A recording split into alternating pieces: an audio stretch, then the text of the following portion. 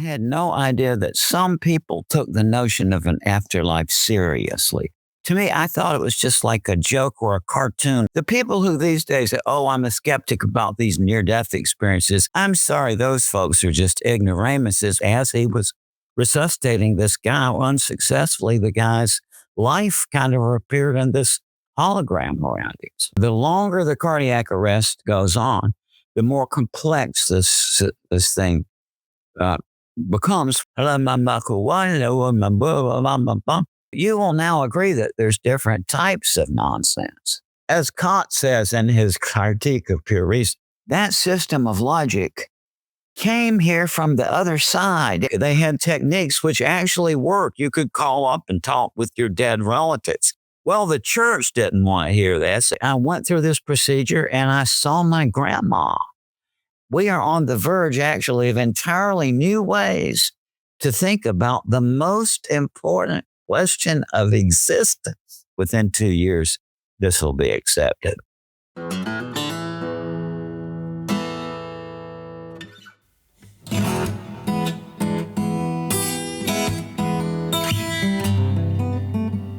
And we're live.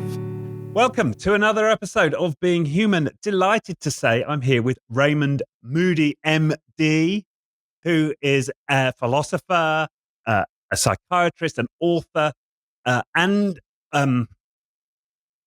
famed for his bestseller in 1975, Life After Life.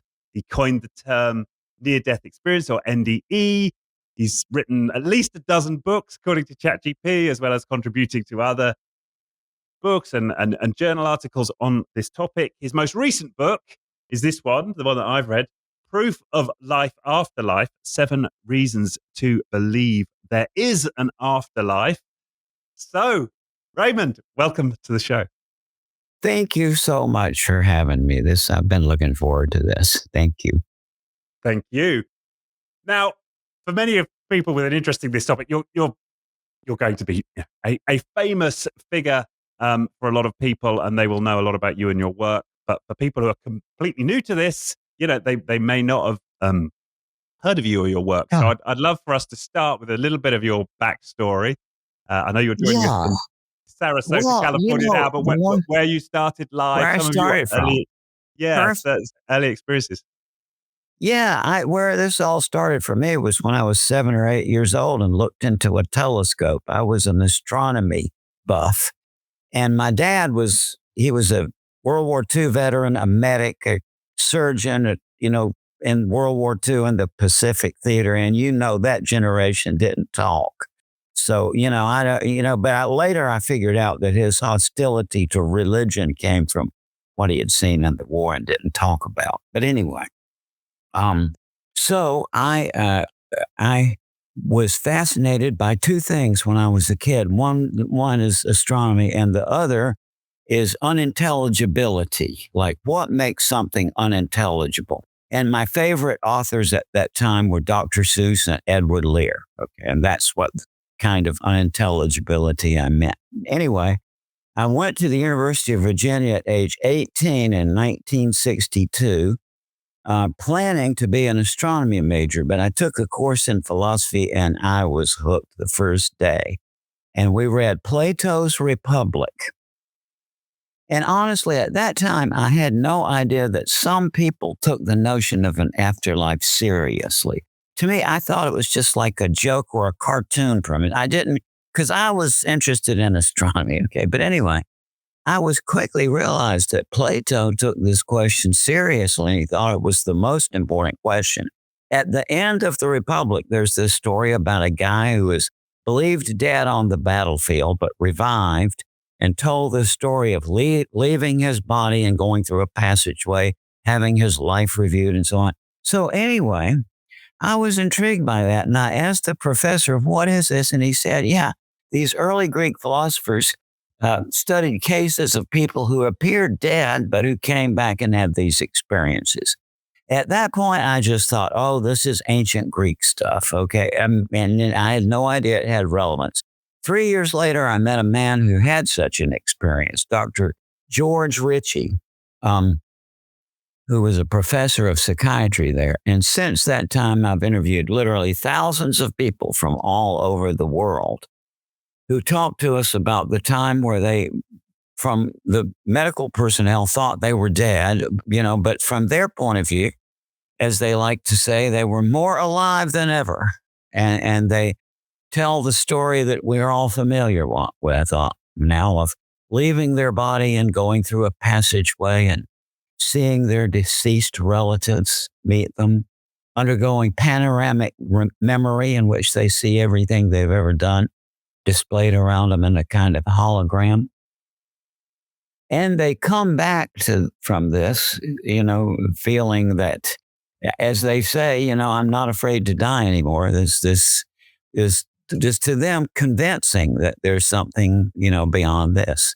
So that's how I got into this. And it's, I am a skeptic in the philosophical sense. The people who these days say, oh, I'm a skeptic about these near-death experiences, I think it's just the chemistry of the brain. I'm sorry, those folks are just ignoramuses, which is not a negative evaluative term to me. It's just a description, because specifically they ignore an important task when they use the word skeptic, which is to look up the word and see what it means. Well, I've got a PhD in philosophy before I went to medical school. So what irritates me about this, when I get to the skeptics, I have to explain, to cleanse my students' minds of all these, so-called skeptics who don't know what they're talking about. Let me explain.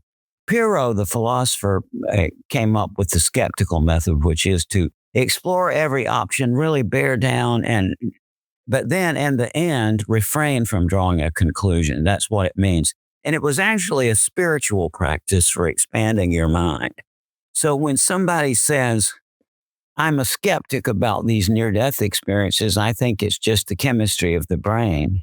If you unpack that remark, it translates to, I'm a person who doesn't draw conclusions, and my conclusions is, they don't know what they're talking about. But to me, I'm a skeptic and I don't draw conclusions, and I tell you where I am, I just give up. I can't. It's not the oxygen deprivation to the brain, because bystanders who are not ill or injured, bystanders that the death is someone else, very commonly talk about all of these elements we hear in near-death experiences. They say, as grandma died, I myself lifted out of my body and I went part way toward this light. Or they see apparitions of the dying person's deceased relatives coming into the room as though to take them away. And actually, I have quite a number of cases where the bystanders actually empathically co-live the dying life review of the person, which is shocking to me, because, I'm hoping to get myself recused from my own life review, much less having a spectator there. But, people say, no, this is really, including, I always assumed this had to be somebody who was, very well, knew the person very well. But no, as some years back, my wife and I got a communication from an ER doctor who was called to the emergency room to resuscitate a patient he had never laid eyes on. And he says, as he was resuscitating this guy unsuccessfully, the guy's life kind of appeared in this hologram around him. So, that's what happens. And I don't pretend to have an explanation, but I give up. I don't know what to say, except I gather there's an afterlife, which really is surprising to me. I mean, it's still very counterintuitive. Right. Yeah. And I love that. There's going to be, I'm sure, so many stories that as we get into this. I'd love to just take you back to the very first experience that you had that got you on the path. So you'd read about it in Plato, and you had a curiosity there. What was the first incident that had you think, okay, maybe there is something to this? Well, in 1965, I'd heard about near-death experiences a couple of years before. I think it was February of 1965. One of my philosophy professors told me that, and along with one of my fellow students, told me that right there in Charlottesville at UVA was Dr. George Richie. who had had a profound near-death experience in December 1943 at Camp Barkley, Texas, when he was a recruit in the Army during World War II. And so I heard Dr. George talked often to student groups, and I heard him. I give right. He's to this day was the finest person I ever knew, and his experience being pronounced dead of double lobar pneumonia for at least 9 minutes. They don't know how long he had been apparently dead before they found his body, but the Dr. Francie, the physician, said to me, he said, this is the strangest thing I've ever seen in 40 years of practice in medicine. I said, what is that? Well, George was from Richmond, Virginia. Okay. And I'm from Porterdale, Georgia, where my mother and father are from.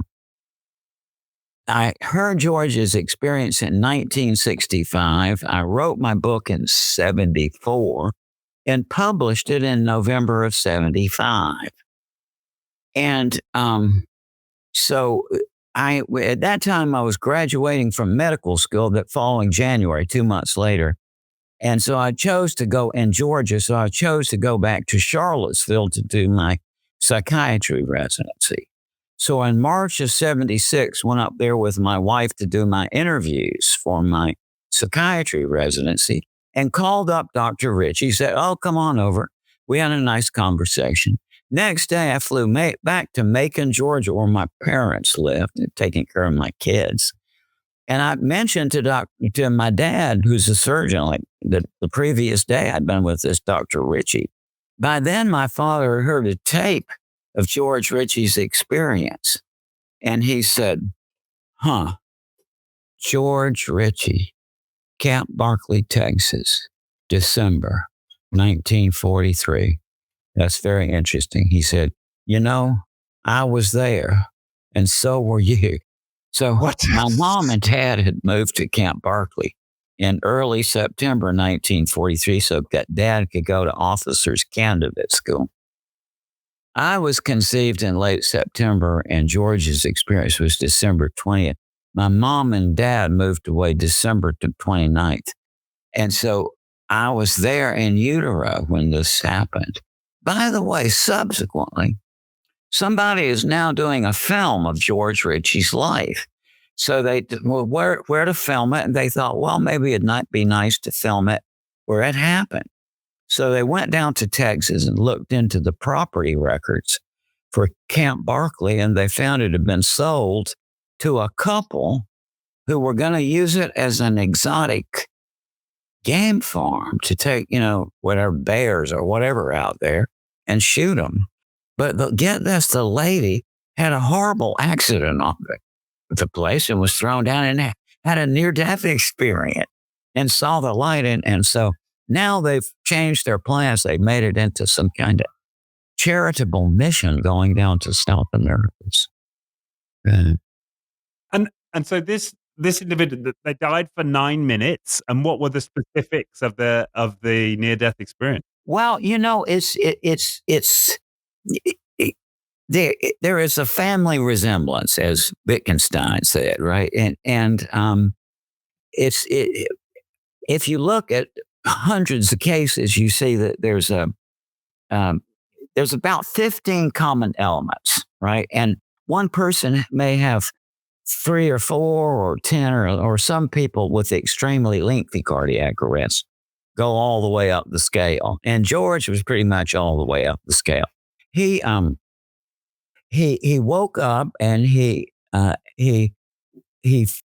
realized he was out of his body. What are you going to do? And he kept wandering around, and he, as I've heard before, he sort of found catapulted out of his body, headed back to Richmond, where, and then he saw halfway there. What am I going to do when I get there? Nobody can see me.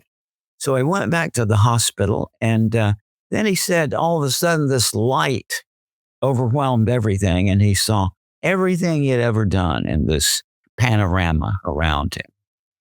And it just changed him totally. And George was just the finest person I ever knew. He was startling. I mean, he was very kind hearted and very human, and he could. I mean, I was a professor of logic. I mean, I have a certain a commitment to reason, which I subscribe to because it's so much fun. I mean, if you know the rules and you apply them assiduously, then you can have some degree of confidence that what comes out on the other side, And Right. so I just had no method of computing this since I was not a religious person. And it has been a long time coming to me, but it's where I am as I just can't think my way out of it. See, I've never fallen for that thing about the oxygen deprivation to the brain. Mm. I have one of my friends is Eben Alexander, who's a neurosurgery professor who had such an experience. And, I was talking with him a few years and I said, what happens with these experiences is they get more coherent. See, as it goes up, and then after the review, some people say that they become aware of what they try to describe. They can't. George said it was like if you try to imagine Oxford and Cambridge and Harvard and Yale and Princeton and MIT and all squeezed in, you couldn't even begin to imagine it. And he said he could see into this thing and but they weren't aware of him. But he said they were devoted to their learning process. And he said there are no words, but that you can, analogously speaking, he said there was one section of this institute or whatever it is that he said you could compare to a library. And he said in one little section of this library was devoted, he said, to the holy books of the universe. And by the way, George worked every day and was revered by the other medical doctors in this town. The best internist in Charlottesville, who was also a friend of ours, was one night he and I were just talking about George, and he said, that couple years before George, that this orthopedic doc or this internist doctor and George had both known independently these two people who didn't know each other. Right? They were just a man and a woman. And so my internist friend said, one night George just said, those two are going to meet and get married. They're made for each other. And so, the doctor said, oh, sure, buddy. A year ago, later it happened. I saw him do all kinds of, he was astonishing. He was the finest person and completely modest and unassuming. He was amazing. Yeah. Yeah. Yeah. Well, and that touches on two of your reasons for proof of life after life, and that was your precognition, um, and enhanced, coming back with new skills, from these experiences. And it sounded like he was a changed character and had developed this ability to see to the future. Yeah, yeah, but I've met so many wonderful people like that, and very similar stories too, and like I said, it's the longer the cardiac arrest goes on, the more complex this thing uh, becomes. Which, as I talked to Eben Alexander about this, wouldn't it be if this was a deterioration of the mind, it would be the opposite, right? It's the expression. Right. Great point. Yeah. Um. Now, Plus, people come back from this revivified. I mean, it's astounding. And all of their relatives say they were a different person after this. yeah. And And we touched on it slightly, but there was a term I wasn't familiar with until I read the book, and that's this shared death experience. So many yeah, people may have heard the near death experience, but explain to us what a shared death experience is and yes, why it's important in the context of yeah, proving life after life. yeah. It's common for all of these elements of what we call a near death experience. like leaving the body and going into a light and seeing apparitions of the deceased and are common as well, not just to people who almost die and are revived, but are also common among people who are not ill or injured, but who happen to be there at the bedside when somebody else dies. And the kinds of things, and I've heard these from doctors and from nurses and from hospice personnel. I mean, and have had it myself when my own mother died. And so what people say is that as their loved one is dying, they may feel that they see something leave the body. Which they say you can't describe it, but it's more or less globular in form and kind of like a cloud or a fog, but with a structure inside. But then others say that as grandma died, I myself left my body and I went upward toward this light and I saw her relatives and friends who had died coming to meet her. And then I returned to my body and I came back to life. Or the bystanders may say that they empathically co-lived the dying life review of the person who passed away, including people who were not unknown, like an emergency room physician I mentioned. Once And that must communicated. provide compelling proof in that case, because if they were party to the life review, they would presumably be able to cite information from this person's life that they wouldn't otherwise have known. Well, yeah, but you know something? See, I am a logician. I know I am not a parapsychologist. And I think that it is in 2025, it is simply incorrect to say that life after death is a scientific question. The life after death is still a philosophical question because we don't have the concepts to work with. But what I am happy to say is that that is on the verge of changing because um, I have, being a logician, I have taught for many years in my philosophy courses and my psychology courses. I've taught students ways to think logically about things that are nonsensical, which sounds so completely counterintuitive. But I know this is pretty much the same in England as in US. So I assume that like most people, when you think of nonsense, you think your image is of a blank wall with nothing behind it, right? It's just chaos and unformed.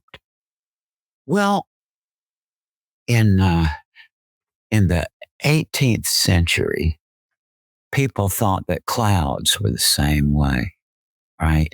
Like that because the clouds were ephemeral and changeable and unsubstantial and fleeting and unfathomable and unknowable.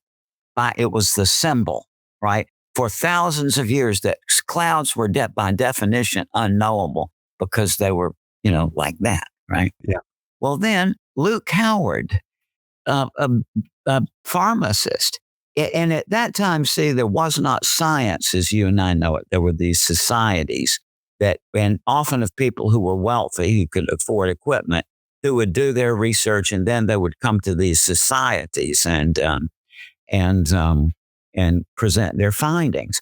Well, in December of 1802, Luke Howard presented a paper to the Askesian Society in London and pointing out that, just from his observations, he kept looking at his clouds. Oh my God, there's different types of, right? There's the big puffy ones, the cumulus, then there's the layered or the stratus, there's the feather-like cirrus, there's the nimbus, And he wrote a paper on that, and it created a sensation because anybody who went outside to look in the sky could see he was right. You see? So what was for thousands of years a symbol of the unintelligible and the unknowable in an instant was changed, right? And it became, well, let's do the same thing right now with nonsense. All right, you ready? Right? Yeah. Let you are going to be able to see, and everybody watching this is going to quickly be able to see that far from being unformed and chaotic and, unknowable and unfathomable. Nonsense is actually less randomly ordered it's more complexly ordered than ordinary meaningful language. Let's see. There's lots of types of nonsense. Listen to this. "'Twas brillig and the slithy tove," stood Gower and Gimble and the Wabe. That's nonsense, right? Mm. All right. Yeah. Now listen to this. "Holiness breeds the vestigial lipstick of spontaneity." That's nonsense too, isn't it? Right? Yeah. But that's a different type, right? Right. Now, number 3, "That cannibal you men just ate was the last one in this county." That's nonsense too, but a different type. Right. Now listen to this. "Hat thoroughly the if well zoom how's this?" That's a different one too. Or I could go on all night, but you will now agree that there's different types of nonsense. Right. Yeah. Right? But also you will agree that you have the capacity to discriminate, because if I give you an X sample, you will be able to fit it into that schema. If I said for you, for example, when you do this experiment, if you smell an odorless gas, it is carbon monoxide. You would be able to group that with the third one, right? So you have there a mental capacity that you didn't know that you had. See, but it gets even more complex, because the ordinary language, common sense perception of nonsense is that if this here is the level of ordinary meaningful language, people think of nonsense as something sublinguistic, right? Like didn't make it. Yeah. It's not true. If you think it through just a little bit, you'll see it's the opposite. Nonsense is something up here. It's a second level thing. Now, what that means is that I don't know what it means, because the intelligence agency in the U.S. got really interested in this. They've had me 3 times. The people in advertising love it. Attorneys love it because it helps them with their critical thinking skills. And and business people. A friend of mine was a professor of business at Georgia State. And when he died, he was trying to get my work incorporated into the business school because he thought it had business implications. I don't know. I'm not good at business myself. But anyway, what my point is here is that we are on the verge of getting close to a proof of life after death, because, if you go back just to 1830s, people thought it was absolutely unknowable, that the distance to the fixed stars was unknowable, forever unknowable, right? And you can see why. By 1838, the measurements were getting precise enough that, knowing that it's 186 million miles across the orbit of the Earth around the sun, that if you measured the angle to Alpha Centauri on one point and then waited exactly 6 months and measured again, there'd be a slight difference, right? And that is parallax. I've created a similar method with life after death. I've instructed lots of people over the decades in my logic of unintelligibility. And knowing that eventually some of them would have a near-death experience and they would have to do it differently, because why? Why would they have to say it differently? Because when Lincoln was president, there was a very formal state ceremony. It was very solemn. I forgot what it was, but everybody was gathered around, right? And Lincoln's part of the ceremony called for him to mount a horse and lead a procession away from the scene. And everybody was gathered around. But when Lincoln got up on the horse lifted its own back hoof up and got it caught in the stirrup. So the horse was bouncing around. Everybody shocked into silence by an embarrassment for the president. But Lincoln just looked down at the horse and said, "Well, if you're getting on, I'm getting off." And everybody just collapsed into laughter. Right? But if you think about it, it's nonsense to say that a horse could get on its own back by putting, climbing aboard on the stair. Right. Yeah, but it creates a very vivid image in the mind of that very thing, right? Now, Yeah. second point, when somebody slips inadvertently into nonsense and you bring it to their attention, they'll correct it. Like if the coach says, you guys pair up in threes, right? That's Right. nonsense, right? Yeah. But if you say to the coach, oh, pair up means twos, he's in a clear state of consciousness, he'll presumably correct it, right? Yeah. Now, when you say there was no time and there was no space and there are no words for it, but the closest I can say is I got out of my body and I went through a tunnel into a light and I met my deceased relatives and I saw my life pass in review and I came back to my body and returned to life. That's nonsense, isn't it? Just like Lincoln. Because if there's no time and no space, then what does it mean to have a travel narrative? Now, I've been teaching this to my logic classes since 1969, 70, like hundreds, thousands of people, I guess, knowing full well that eventually one of them would have a near-death experience. It's happened once to my knowledge. And this man this was an eminent scientist and a sculptor. He got both channels going. And just this very nice man who had this horrible tragedy of losing his 2-year-old son. I had known about this before, and a fire. I had met him, and he attended one of my seminars on unintelligibility, okay? Several years later, he called me back, and his voice was very weak. He said, Raymond, it's like he was in the hospital for 60 days with H1N1, lost his leg to gangrene, had 3 cardiac arrests. And he was talking to me in this very weak voice about his experience. But suddenly it changed. And Raymond, he said, while I was over there, my mind went back to your nonsense seminar. And he said, and I saw that what you're saying is true. You see, you can't comprehend how that world is connected to this world unless you take the unintelligibility axis into account. So what that means is we have now a way of opening parallax on the afterlife because we already have thousands of cases which describe it through the lens of Aristotelian logic, which makes it a travel narrative. But now we see with a logic of the unintelligible, why it is unintelligible to say that there's no time and space right? And they will correct it. And so now we have thousands of cases viewed through the Aristotelian lens, which makes it a travel narrative.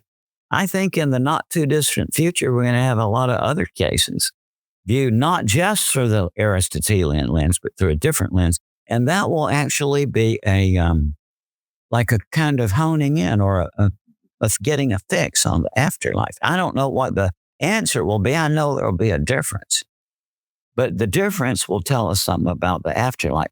Now, in terms of the parapsychology, I don't go along with that because what their main criterion is things that the person couldn't possibly have known, right? Yeah. And I'm not into mediums, but some of them are. They study mediums. They say that the medium said things about Uncle Hampard that the medium couldn't possibly have known. Now I ask you, isn't that a self-contradiction? It is, isn't it? Everybody, once you think about it, yeah. But that is their criterion. And so I am not a parapsychologist. That's incoherent. But I was a medical doctor. I was a forensic psychiatrist, actually. That's what I enjoy doing. That's speaking of living in different dimensions. When I was a kid, I was a space nut. I read all of Werner von Braun's books when I was 8 years old. And this was long before they sent the rockets to the moon. And well, hang on, just because you. So you say it's so the mediumship point, and this is I've heard other people claim that this is a claim that we have broader consciousness than we may imagine. That we I think we absolutely do. But And that when we can pick up information about someone that we couldn't possibly have known, that's proof that there's a way for us to connect into fields of information that, no, I don't think you so. don't buy into that. I don't think so, but that's all right because what people are afraid of is unintelligibility. And I swear to you, in 2025, the barrier now to proof of an afterlife is no longer logical. It is entirely psychological now, and that is that people can't get over that word nonsense. They hate that word. And that word is ambiguous. There's two meanings. One is apodeoxis, which is rejecting something, right? Yeah. But the other means nonsense is language that is unintelligible due to lack of meaning. And if we're going to condemn that, we're going to have to condemn Edward Lear and Lewis Carroll. And Dr. Seuss is making inroads in Britain now, I've noticed.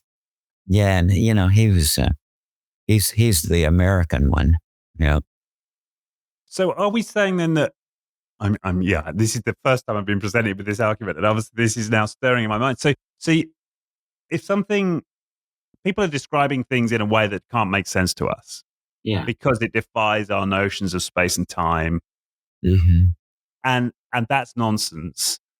And Yeah. what's your argument here is that the route to proving a life after death is becoming comfortable with that nonsense? Yeah. Yeah. It is. But, David Hume was one of my favorite philosophers, right? 1711 to 1776. And David Hume said in his essay on immortality, because he didn't let it be published till after he was dead, which shows the power of those irrational priests, even in the 18th century, And so he said in his secret article, and think this through as he's saying it's obvious, said, by the mere light of reason, it seems difficult to prove the immortality of the soul. And now that's an understatement. He went on to say, some new species of logic is requisite for that purpose, and some new faculties of the mind that they may enable us to comprehend that logic. He meant that to sound impossible, but you just saw that you have a capacity of your mind you didn't know you had. Right. And Right. and then go up to the early 20th century, and then you get into the logical positivist. And A.J. Ayer, you're a little young to have had to read him, but when I was in college, everybody read A.J. Ayer, Language, Truth, and Logic. And it was the logical positivist movement, which criticized metaphysical statements, including that there's life after death, as unintelligible and meaningless because there was no way to verify them. And I remember reading Ayer's book in 1964 with great interest and his remark about the afterlife. That was 1964. Flash forward to, I don't know, about 84, 85, somewhere in there. I had read that A.J. Ayer had a near-death experience. And then I read a later article. It sounded like maybe he had sort of backtracked. And I was just confused. But anyway, I was in London lecturing there, and they asked me to the BBC radio in the middle of the night. So I went in there, and in the green room, there was A.J. Ayer. Oh my God. And so I was talking to him, and from the article I read that sounded like he was backtracking, I said, well, do you think it was a delirium? And he said, oh, no, absolutely not. He was insistent. And he said that this was built for, he said, he didn't say who they were, but he said they had set it up. So he said, I was interested in time at that point. And that's what they brought to my attention, was they were dealing with me in that. So, that was quite a big experience to me to see one of my heroes 20 years after I read his book, now kind of endorsing my, was crazy. But if this is about developing the mind to make what's currently nonsense intelligible, Mm-hmm. what is that? Is it developing more of our senses? You reference, this It's a lot expansion of of different attention. things. It's a lot of different things. For example, go back to the year 1915, all right, and be a highly intelligent, very well informed, highly educated person of the year 1915. Okay, and listen to this sentence. All four of Ethel's grandparents perished and were lost in a shipwreck long before her mother and father were born. That's nonsense in 1915, right? Now add the knowledge that DNA, the role of DNA in heredity, gene splicing, gene editing, cloning, and we have an intelligible scenario. See? And that is because of scientific knowledge. Now go to 1915 and listen to this song, this sentence. I watched a movie on my phone this morning, right? That is now, and that's a technological development. Or Right. I don't know what the situation in London is now, or in England is now, but go back to 1915 in America and listen to this, or in, wherever, and listen to this sentence. Two women got married to each other at City Hall yesterday. See, and now it's now there's been the change in the law, but my point is unintelligibility is not a fixed quantity. It's always changing. Right. And so your prediction is that in some period in the future, we will find this Yeah, entirely intelligible, yeah, and it will be yeah. possible to make sense of these near-death Because experiences the way we people are can't now. going to, they're going to start using my logic of nonsense, not necessarily people interested in the afterlife, but already people who are in advertising business, because it's been discovered, for example, that people pay closer attention to unintelligible things than they do to meaningful things because they're trying to make sense. So that's why Well, that's some an advertising commercials you thing, right? see The are, curiosity-based yeah, hook, right? They talk that's about right. it. Some commercials are nonsense for that reason. Mm. And attorneys, like the attorneys kept coming to my course on intelligibility because they said it helps their critical thinking. And then literary people, when I taught this at universities, the people from the English department would come to my talks on unintelligent because, Samuel Beckett, um, you know, Carol, Lear, and then, like I said, the intelligence, and not just the U.S. intelligence, the Brits, nice guy too, Yeah. and then the Spanish too. Yeah, so Right. yeah, Yeah. so and you can't tell. I tell you, the intelligence community gets such a bad rap because people think of James Bond running over the top of trains. No, no, this is more like, as Kant says in his critique of pure reason, this is nerds. I mean, nerds, nerds. And I just sweet nerds too. I mean, they can't be late with a car payment because these people are squeaky clean and just sweet as they can be, but you can't beat them into thinking. It's amazing. Smartest people I ever saw gathered in one place. Right.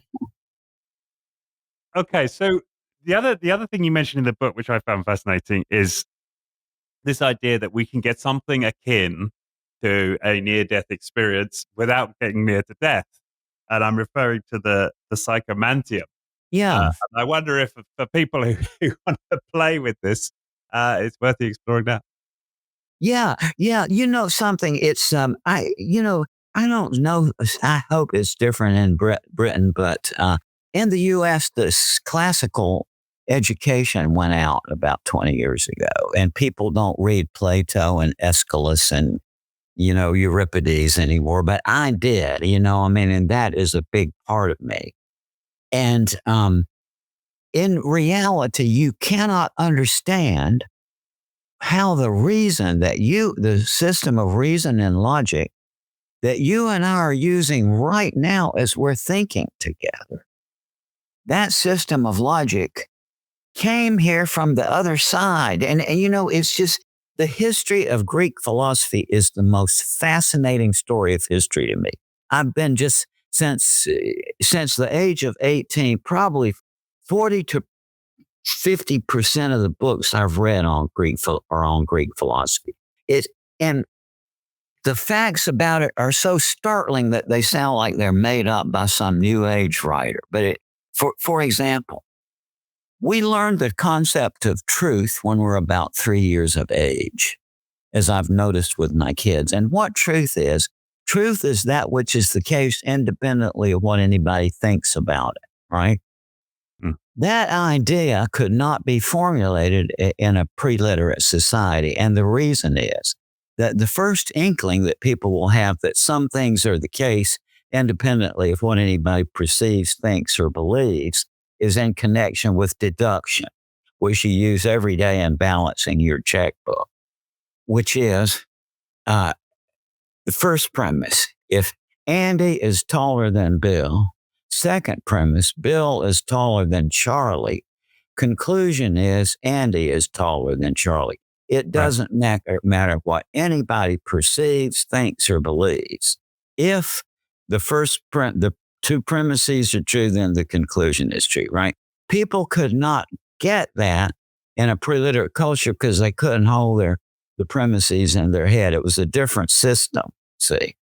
But when they could write things down, they began to notice, well, just a minute here. If this here is this here is then this here must also be And the person who worked that out was Parmenides, a kind of second generation student of Pythagoras.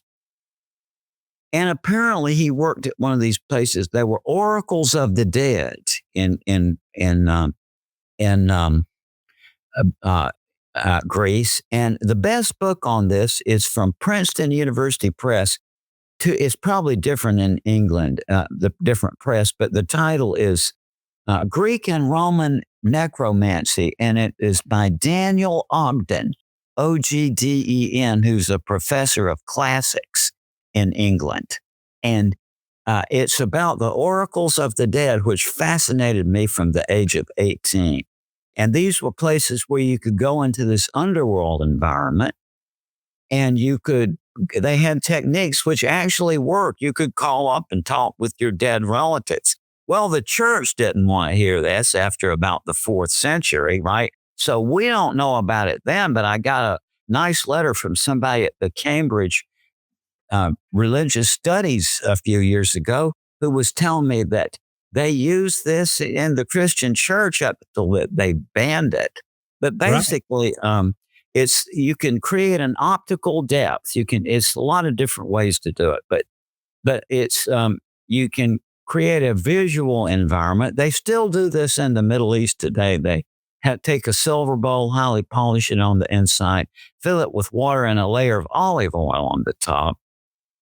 Then in the dark by candlelight, you can gaze into that, and many people will see what are called eidetic images, like fully colored three-dimensional images, which take on the life of their own. And to make a long story short, I'd known about the oracles of the dead since I was 18 and studied them. But in about 1985, I read an article in a classical journal that the most famous of these places had been rediscovered. It's the one directly below Albania on the Acheron River in Thesprotia. And the names are still the same. When I went there, I found the name of the place from Herodotus, and it was still there in 1993. So, but anyway, it works. And the only reason we don't know it works is the church doesn't like this because they don't like people, working on their own they want to control them with an ideology. But, it works. And then the other means they had was called dream incubation, which it also works. If you write a heartfelt letter to the person who died and you ask all your questions, spell out all your feelings, and then you just fold it and put it under your bed and as much as possible, forget it. And in many cases, this brings on nighttime visions of the deceased. People say that I have to call it a dream because I was asleep, but it didn't have the quality of a dream. It seemed, I hear people say, more real than real. is what people Right. often say. Yeah. So it is quite easy to call up the deceased. And you constantly hear that thing, if I only had 5 more minutes, as though it were, an impossibility, but it's quite easy, actually. The And you had your only own reason why experience it's with this, right? suppressed is that, You had yeah, your own experience with this with your grandmother, one of your grandmothers, right? My I understanding. did. I am, I I like logic. I want to know what is. I can honestly tell you, and I don't know whether I hope there's an afterlife or not. I've never been able to hope. What do you mean hope there's an afterlife if you don't know anything about, you know what I mean? So I'm not into this because of anything I hope. But where I am on it is I give up. I went through this procedure and I saw my grandma. And I mean, it was it was more real than ordinary waking real. And I did this because I had already guided a lot of people through it. And I was astonished since these were my psychiatric colleagues, my teaching colleagues, my graduate students of psychology. I took them through this procedure thinking that, well, if there's something happened, they say, yeah, I saw an image. It looked like my father, but was it real or figment? I don't know. But no, these very sophisticated people came out of there and saying, I saw my mother. I still don't get it. That was 30 something years ago. I did that. I just don't understand why it appears real. It does. I give up. See, Well, and I decided when it's an example of nonsense, right? And that when I perhaps one was 7 or 8 years old, I decided very happily I'll never know much of anything because I have no difficulty saying I don't know. yeah, Yeah, yeah. But what a delight it is to be with you, man. yeah, thank you. And what I like particularly about the Psychomantium is that this is something any one of us could set Oh, up and anybody can experiment do it. on ourselves. That's what Yeah. anybody can do it. Yeah, Yeah. yeah, and we had I had another guest on recently, Jeff Tarrant, who had a similar It experience. was it and the US and Britain up until about 1915, everybody knew about it. As I know, because I have some postcards both from Britain and America that show this theme of that. And some of them were embossed so that you could see the images coming out of the mirror and you could see that it's 3D. And that's what happened. People say that sometimes the image will come out of the mirror into the space with you. Other times, people say that they feel their consciousness goes through the mirror and they meet the deceased loved one in some other place. And then a lot of people say too that the whole interaction was they saw the 3D image of the person in the mirror. And about 30% of them talk about the audible voice. Yeah, Almost all of the rest of them say that they didn't hear a voice, but there was a heart to heart or mind to mind communion. right, right. And by And the way, this is now getting accepted as a grief therapy. well, that's what I was going to say because yeah, from the results of your own work as a grief counselor, you found that people were getting Yeah. great relief in Yeah, terms it's of their very care. helpful for people. And I never was interested in doing it as a practice. I was interested in it from the point of Greek philosophy.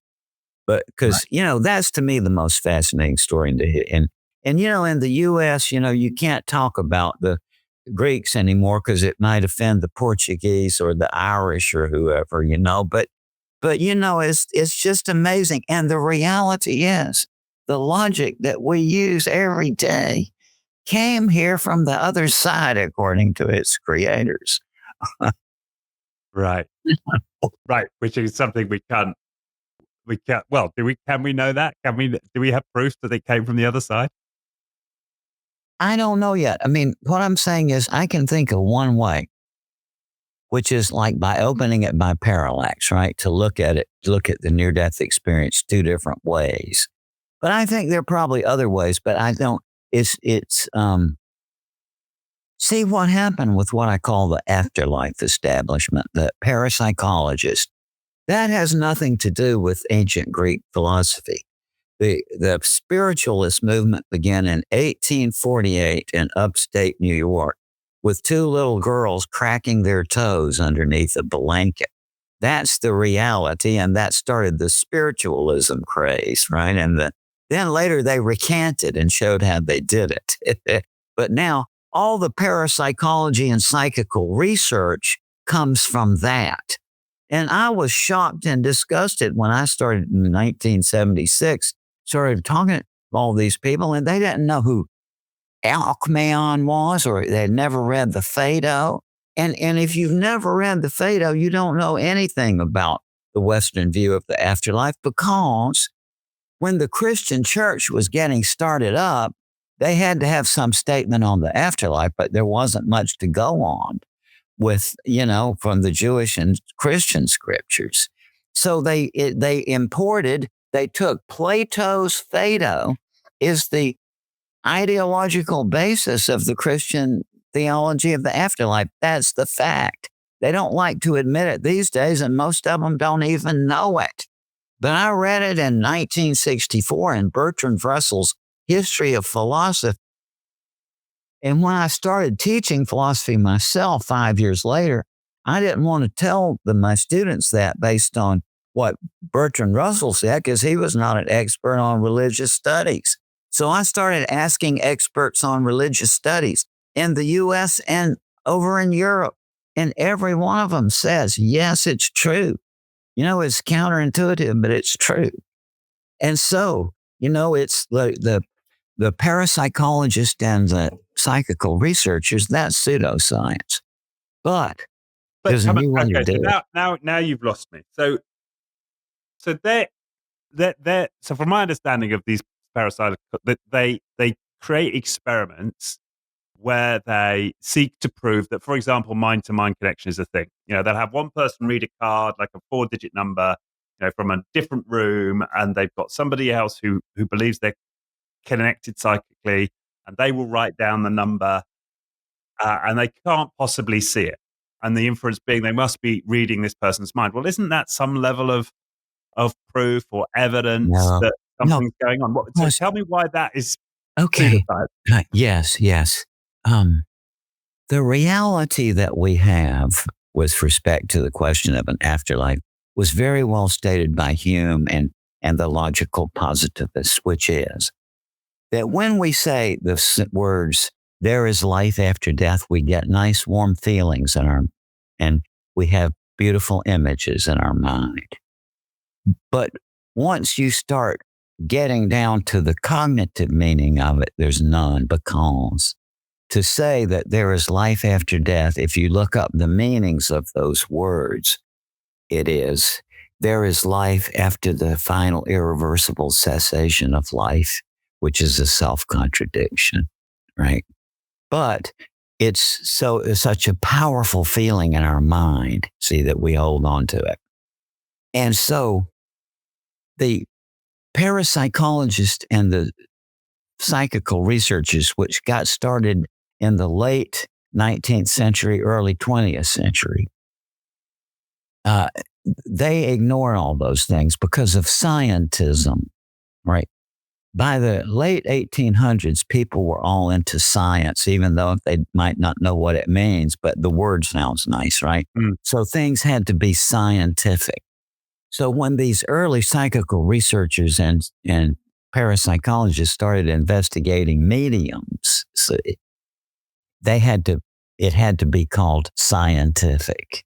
Right. That was, and so they had to have some criterion. So what it was, first of all, they ignored Hume and the positivist, which is correct if you think about it. But they didn't want to face that. So they had to create these meaningless presuppositions. And what their criterion is called an idynaton. They don't know this. Don't tell them I told you. But anyway, idynaton, Adynaton, is a figure of speech.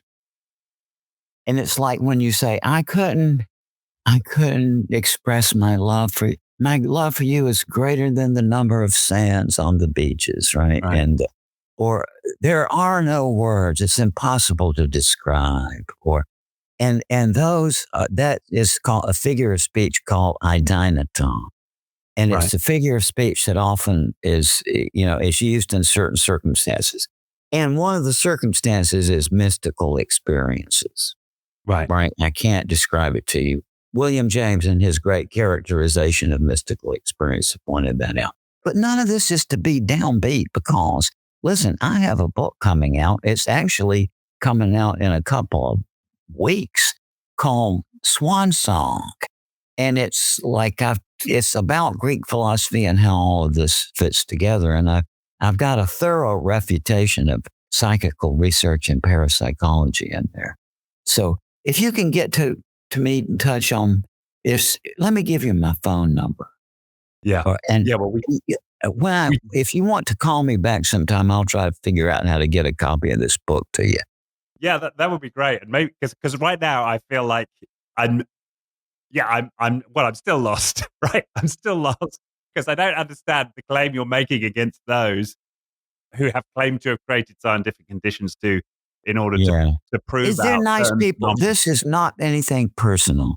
These Yeah. are the sweetest, most gentle, kind people. And they know my position. This is not a personal thing. These are my friends. But it's like the methodology is askew. There's something wrong with it. But that's the good thing about that is there's new ways to do it. We are on the verge actually of entirely new ways to think about the most important question of existence to me. And Plato pointed out it's a pivotal question because if there's life after death, every other question kind of turns around that, right? Yeah. Yeah. Well, absolutely. Absolutely. It And could there I be a think more there fundamental is. question? I'm not, I gather that there's an after. I mean, I give up. I can't think my way out of it. Yeah. But Right. that's a different thing from putting it to a rational test where everybody could see. But what I want to make a prediction here was within 2 years, this will be accepted. Within 2 years. Yeah, I think. Because I can see what's already happening. Well, this is where I get interested because I see your work and the work of those who are exploring these psi phenomena as directionally aligned. And so when I see a Mhm. study that proves mind-to-mind connection between like a non-verbal autistic kid and their mother, Mhm. or Yeah. these other phenomena of mediumship where you're getting hit rates way beyond chance, or the Dr. Rupert Sheldrake's work where these dogs are anticipating their owners coming home way beyond chance. All of these studies seem to me to be pointing to a connection with something far beyond which can Well, be I'm perceived with by you our on sight that one, senses. man. I'm with you. I mean, I give up on this one because, what is going on? I don't see. It's easy for me to say, I don't know. And I keep it open and I feel that we are really headed toward like a revolution in the way we think about the afterlife. But I think it's going to require giving up the old ways of thinking about it. Yeah.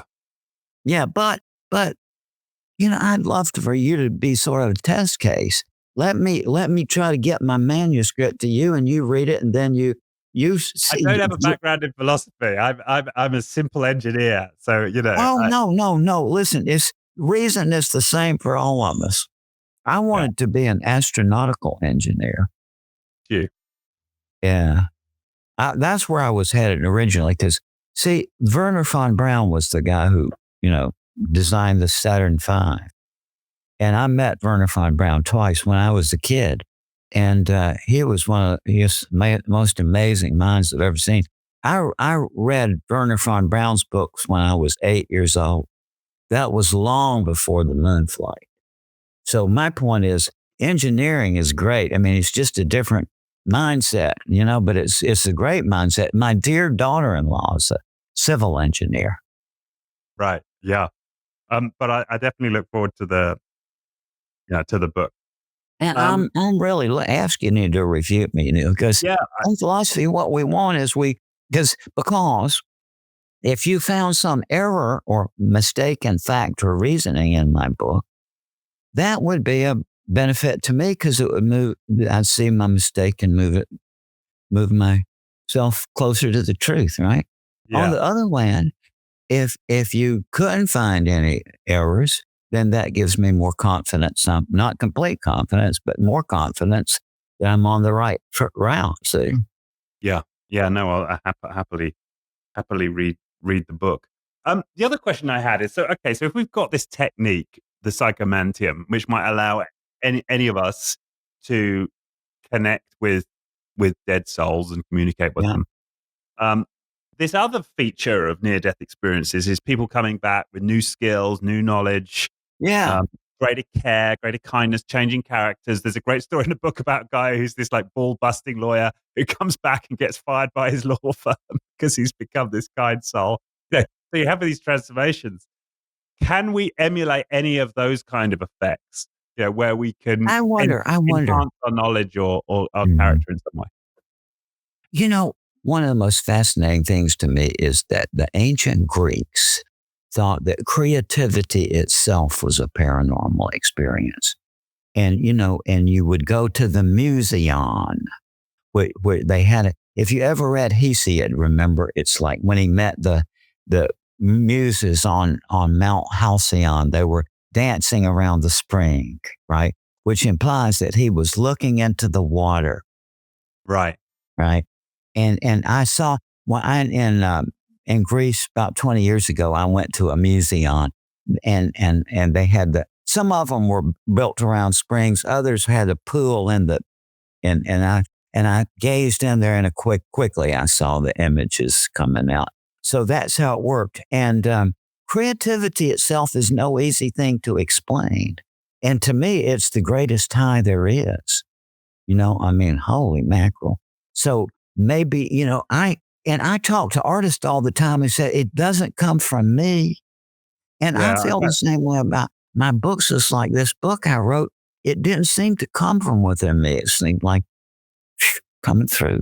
So, I have to say, this question is driven pure from jealousy, right? Because I hear creative people who've achieved extraordinary things, and they say exactly that, right? I just yeah, downloaded it. I mean, one of the greatest songwriters of my generation in the UK is a guy called Noel Gallagher, who's part of the band Oasis, and he says the songs they just that's get right. downloaded to me, man.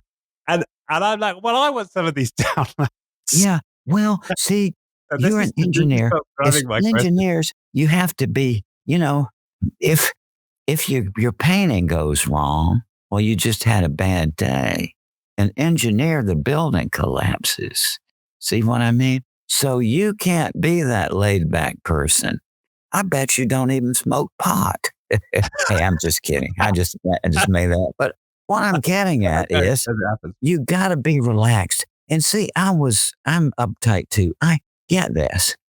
I had a PhD in philosophy when I was 23 years old.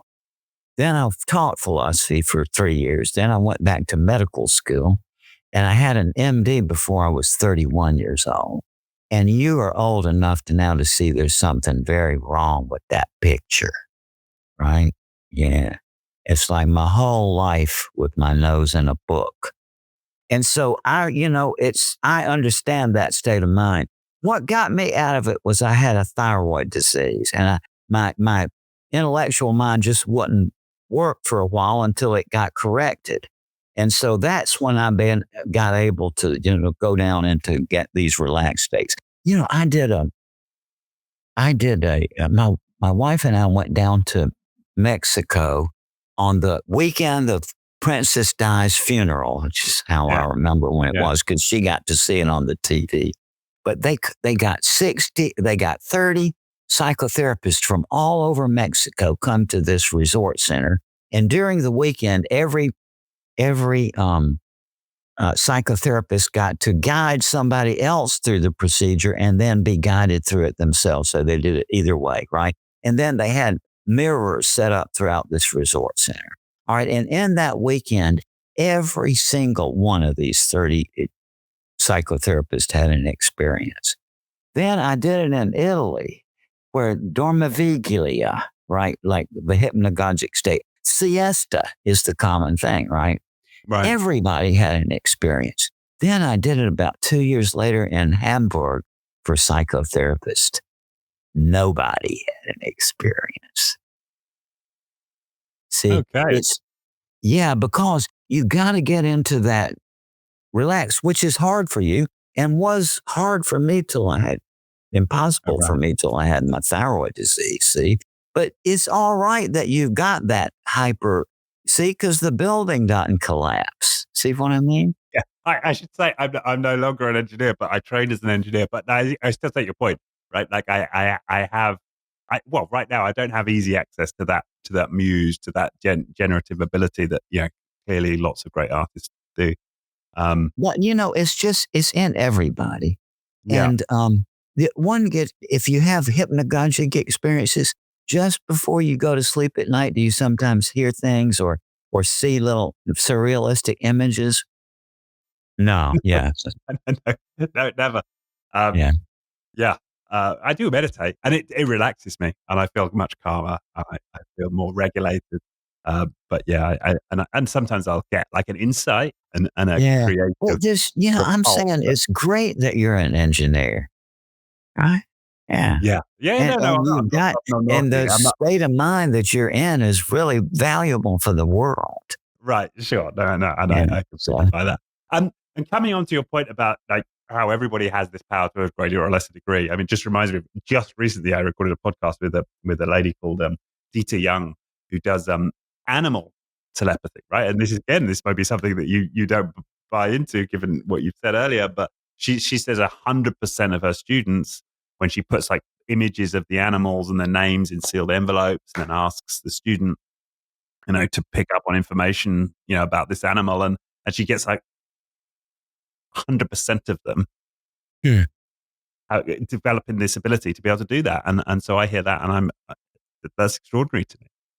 But she also said something which chimes with what you're saying, is the only way I can have those people develop that ability is if I can find a way for them to relax, for relax. them to Yeah. lower their And bone oh weight. my God, And the Americans are worse than y'all are. I mean, I tell you, they came over here to inflict their fundamentalist religion on everybody else, and they're still here, you know. And it's work, work, work. But Luther said the purpose of life is to work, he said. And so, they came over here to be strict and not have any fun and to make money. And they're right. still on that track.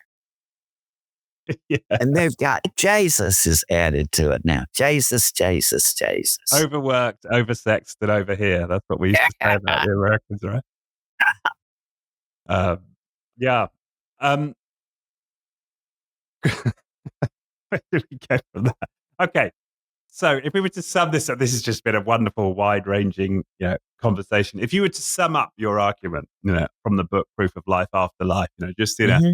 in a Yeah. minute for the skeptic, what would it be that Yes. there is life All after? right. Terrific. And that is, I first became known for studying these near-death experiences in 1970. And I was a professor of philosophy and logic.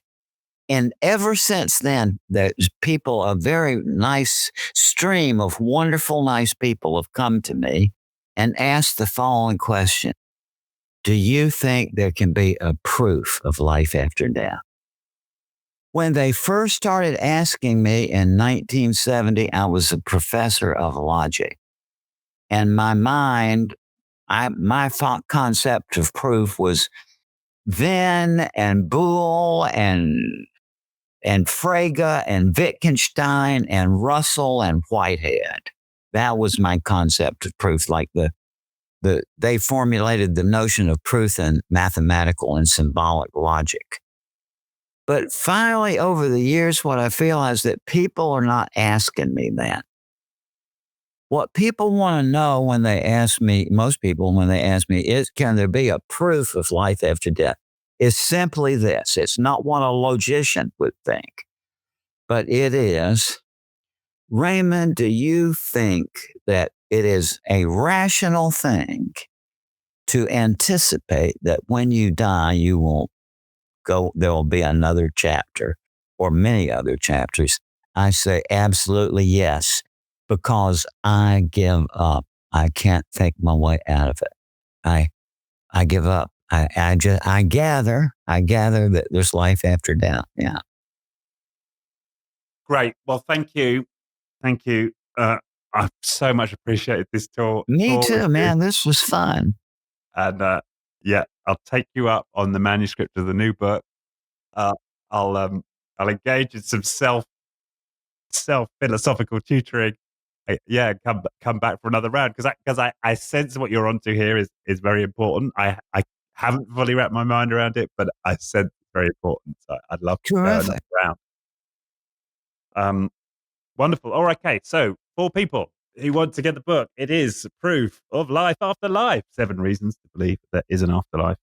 Um, you can and co-written with your co-author Paul Perry. So we'll put a link to that on Amazon. Anywhere else you would send people, Raymond, who've got an interest in this? Well, there's a lot of work on this, and it's I say, what I say is read Plato's Phaedo, Phaedo. That is the logical starting point for thinking about life after death. Fantastic. All right. Well, thank you once again for your time, your energy, your inspiration.